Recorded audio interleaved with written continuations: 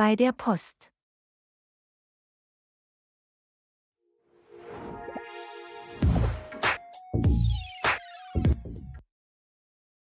Hallo, wie geht es Ihnen heute? Mir geht es gut, danke der Nachfrage.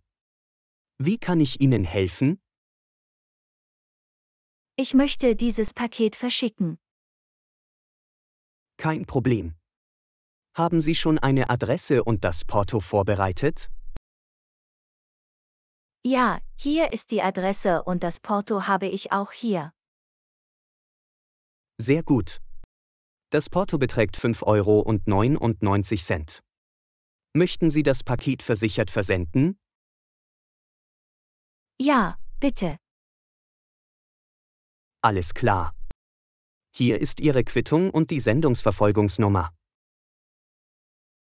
Das Paket wird morgen zugestellt. Vielen Dank. Gern geschehen. Haben Sie noch andere Post, die Sie verschicken möchten? Nein, das war alles. In Ordnung. Dann wünsche ich Ihnen noch einen schönen Tag.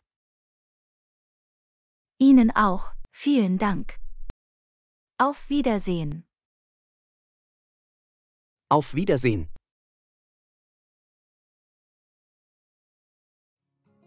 Abonniert unseren YouTube-Kanal, aktiviert die Glocke.